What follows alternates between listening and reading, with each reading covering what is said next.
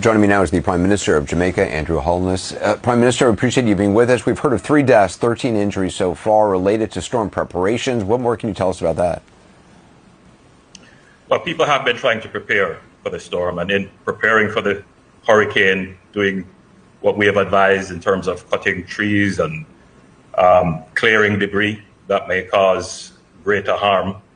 Some people, unfortunately, would have had accidents which would have led to deaths. But outside of that, the country is prepared. The government is prepared. All our agencies are prepared. And we believe that a strong preparation is very good and important for a strong recovery. What sort of shelters, what is the shelter situation for people in Jamaica? We have 850 shelters right across the island. We can accommodate maybe over 20,000 persons, but we have not seen a large take-up so far of the shelters provided. And that is because the main impact of the hurricane has not yet been felt. But we're seeing an increase in the number of persons moving into the shelters that are provided. And do you feel like, following the storm, do you feel like you'll have the resources you need for, potential rescue operations, food, water supplies, fuel? Well, Anderson, if we are hit by a Category 5 hurricane, it will take far more resources than Jamaica has to recover. But we have prepared with a multi-layered system of response.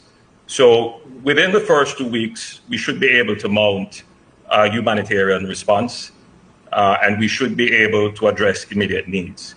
But the long-term recovery and the medium-term recovery would require support. And what have you seen in past hurricanes? What's been the biggest issue in the wake of past events like this?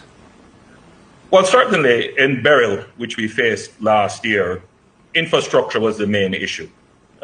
If we get this Category 5 hurricane, there would be major damage to our road infrastructure, bridges, drains, and possibly some damage to ports and airports. We have a recovery plan for roads, airports, and ports, so we expect that we'll be able to mount that very rapidly. Also, in the wake of something like this, how concerned are you about security issues? Well, we have a security plan which is quite robust and which has been very effective. So far, we have not had any break in public order, no reports of looting or any other threat to public order.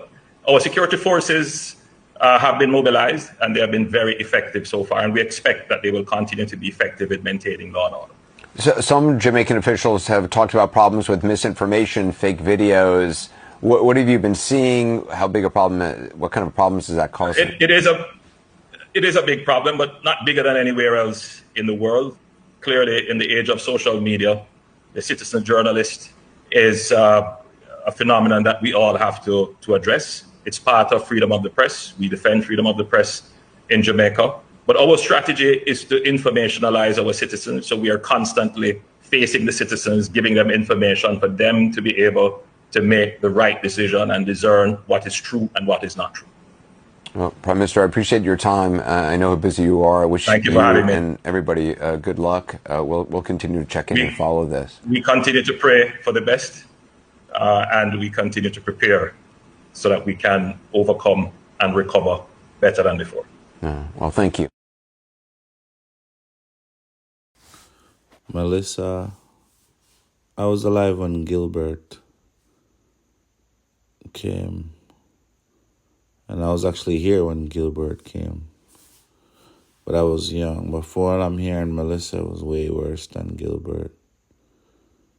Category 5. Jamaica has never seen a Category 5 earthquake before.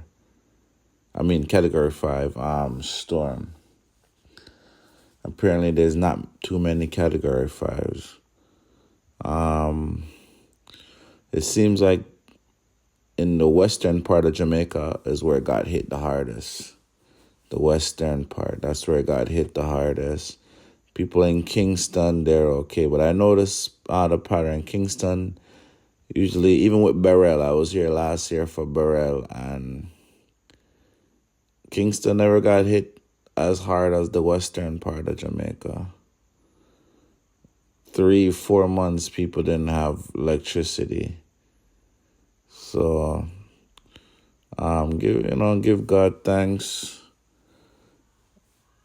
It could have been worse. I had electricity the whole time. I just lost water Monday night.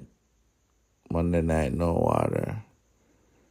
But I had electricity the whole time. And internet was, I would say, like 60%. Internet wasn't really 100, but 60% was enough to be able to, do things and watch the news and entertain yourself. So I'm grateful for that. I put up some videos so you guys can see the devastation that took place in the different parishes. So I'm not going to talk too much longer. So like, subscribe, share the video. And yeah, I hope Melissa and these type of storm never come back. Some people say it's man-made though. That's what some people are saying, but that's a story for another day. But I'm happy it's over, and I hope there's not a lot of collateral damage. But there is, and it looks like as time go on, they're gonna be finding more and more missing people. That's what it looks like, because as everything get back to normal, people are gonna start wondering, hey, where's this family member that I haven't heard from in a while? And and then you might hear the body toll rise. So yeah, that's it. And yeah, we made it to Burrell last year. I made it to Melissa this year, so give God thanks.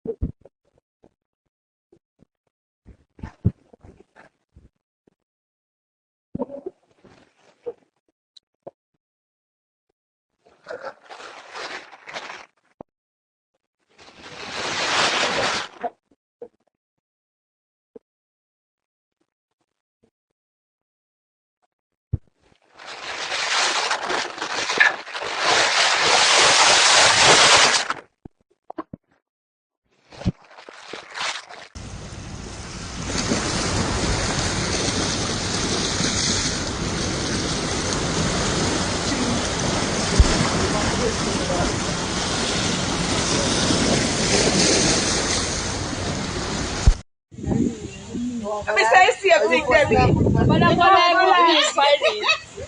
I say I said the same thing actually.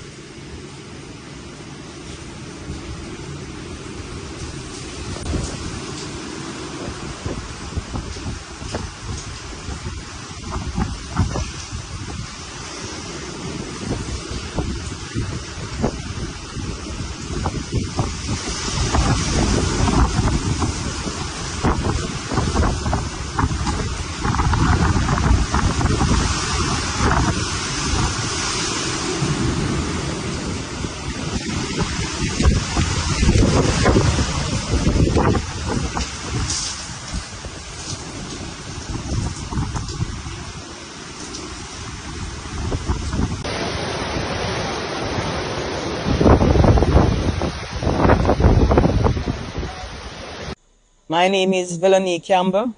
I am the commanding officer for Trelawney Division. As you can see, I am standing with the rest of the Trelawney Division management team in terms of our preparedness for Hurricane Melissa. We have established our Incident Command Center since Friday. We are fully integrated with the Parish Disaster Committee Emergency Operations Center. We currently have our liaison officer as a part of that group. So far, we have been assisting the committee with town cries in the areas of Falmouth that are considered to be flood prone. These areas are Racecourse, Zion, Wellington Street, and 14. So we are imploring the residents of those spaces to evacuate to the shelters provided, and we have been doing so since yesterday. Our patrol teams, they are fully briefed, they are on the road and provided that security coverage to prevent looting, vandalism, and other acts of lawlessness. We are paying particular attention to the vital installations such as the hospitals and the parish council building. We have been giving some attention to the water plants and so on, so that we can maintain certain level of service going forward. So we are prepared to a good extent, and we are ready to support the efforts of the Parish Disaster Committee in terms of response to critical incident throughout this time. So Trelawney Division is fully on board to support the residents at this time and the country as a whole.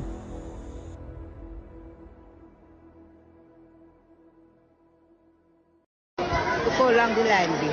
When you look how long the line be, where real people do to the people them because of Melissa. Look where the line I come from. When you look here. You don't tell me how wickedness is. Look up on me. Jesus Christ, look down this one. Look down this one. And look, how wickedness is. Absolutely totally fucking wickedness. You look here. I'm going to see what they're going to get at the end of this.